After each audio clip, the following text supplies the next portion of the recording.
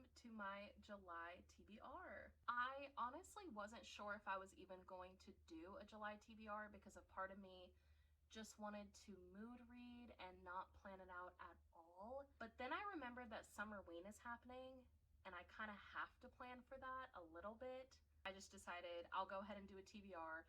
I don't know if I'm actually going to stick to this at all. I feel like I'm just in the mood to read whatever I feel like reading. I'm not in the mood to stick to any kind of plan or keep it super structured. This is like a loose TBR.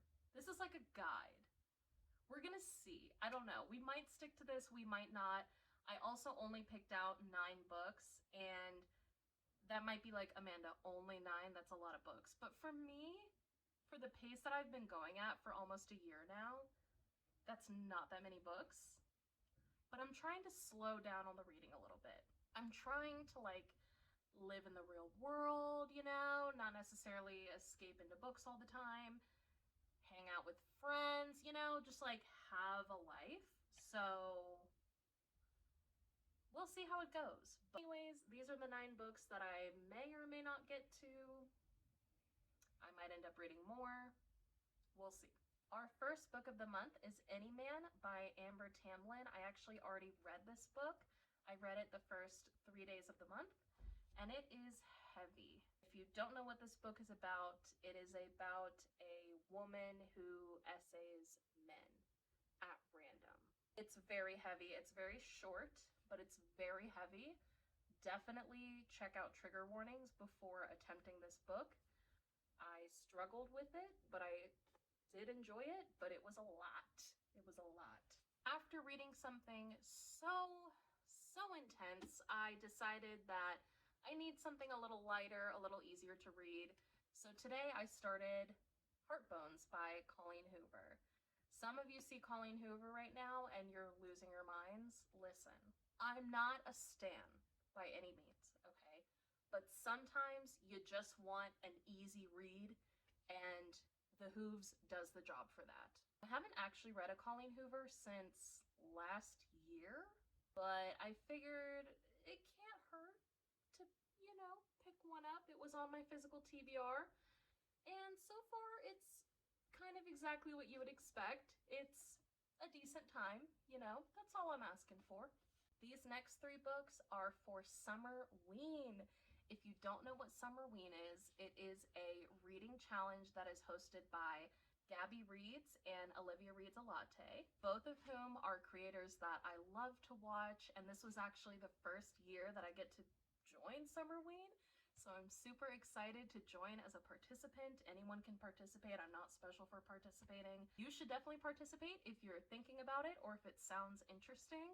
I will leave the Instagram in the description in case you're curious about that. There are different prompts for Summerween, so I chose 3 books for that week to read that fit all 5 prompts. One of the prompts is reading a book with orange and black on the cover.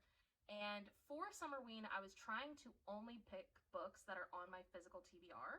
I only had 1 book that fit the bill on my physical TBR, and that is Gone to See the Riverman by Christopher Triana. This is an extreme horror. It will be my first extreme horror, and maybe my last if it's really bad. I'm excited to get into this. I'm a huge horror fan, so getting into extreme horror feels like the next appropriate step, but I don't know if I'm going to be a fan of it.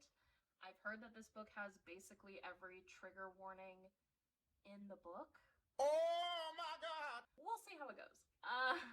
We'll see how it goes. Next one fits 3 of the categories, one of which is to read a book in the dark, the other one is a thriller, and the other one is a book that takes place in fall. And this book is a book that has been on my physical TBR since last year. A Good Girl's Guide to Murder by Holly Jackson. I somehow still have not read this. I think what happened is that I added this to my physical TBR after Halloween last year, and then I just kind of didn't ever get to it. It's a book that takes place in fall. I got it after the fall season. I was just waiting until fall to get into it, but since reading a fall book is one of the prompts, I figured I'd pick this up. And I found a free version of the audiobook, so I will be listening to the audiobook in the dark.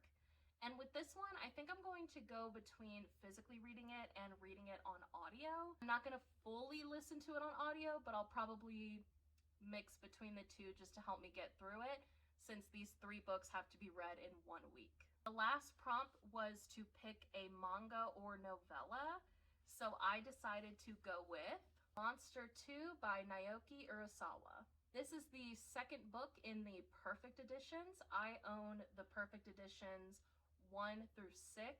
I read 1 a couple of months ago, loved it, and so I picked up more of the volumes.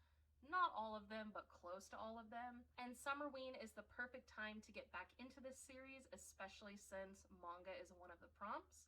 So I'm definitely excited to pick this up and continue with Monster. Summerween is only a week long. It is July 7th through 13th. So those 3 books should be plenty to get me through the week. But just in case I have extra time and I'm just really in the mood to read more, I got Horror Store by Grady Hendrix. This is from my local library. I got it on Kindle, and so I figured I would pick it up if I want something else to read during Summerween, or I might pick it up after Summerween if I'm still in a horror mood. And if I don't get to it, no harm, no foul, because it's from my library anyway, and it never has a super long wait, so I can just return it and get it another time. By the way, I am not giving synopses for a lot of these books. I like to go into books as blind as possible, which is also why I'm not afraid to DNF a book, because I go into them usually not knowing a whole lot. I know the absolute basic premise and not much beyond that.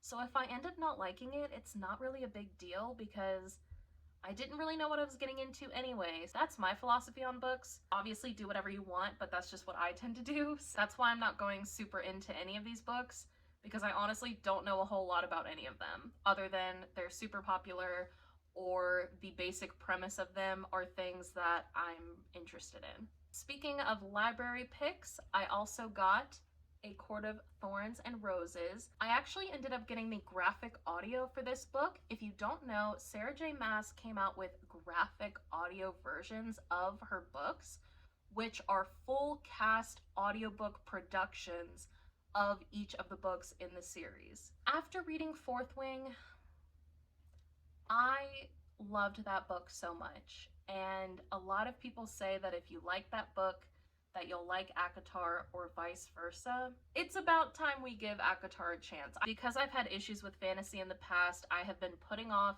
even attempting ACOTAR, but it's about time we do it. I don't know if I'm going to get to this book or not, but I went ahead and added it. Mockingjay by Suzanne Collins. This is the 3rd book in the Hunger Games trilogy. You already know it is. I read the first 2 books earlier in the year, and then I just never got to this. I think because me and my husband ended up watching the 3rd movie together, it made me not want to pick up the book since I recently watched the movie. With the other 2 movies, I waited until after I read the book to watch the movies, and then for Mockingjay, I watched the movie first, and now I kind of regret it because it makes me not want to pick up the book, but I need to pick up the book before the end of the year, so I might get to this month, I might not. Lastly, this is going to be another audiobook pickup, and that is Better Than the Movies by Lynn Painter. This is another super popular book that I have yet to read. I'm a little hesitant to pick this up just because I'm not the biggest fan of her YA books. I much prefer her new adult books or her adult romances. We'll see how this goes. People absolutely love this book, so I think I'll end up enjoying it, but I read The Do-Over earlier this year and I just did not like it nearly as much as her new adult romance. So we'll see how it goes. I'm excited to pick up the audiobook for this though, because the narrator of the audiobook is one of my favorite audiobook narrators. I absolutely adore her. I will be getting this from the library towards the end of the month.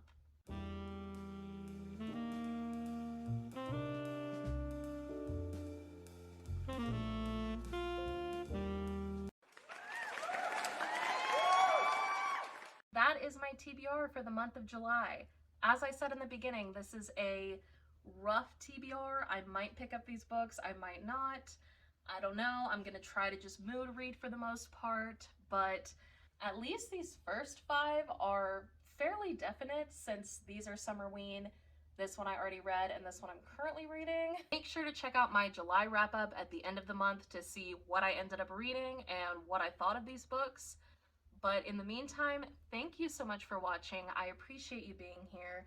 In all seriousness, I've been working super hard on this channel, and those of you who have tuned in or subscribed, I really appreciate it. It means a lot, and it makes the effort that I'm putting into all of this absolutely worth it. Definitely comment and let me know what you plan on reading in July.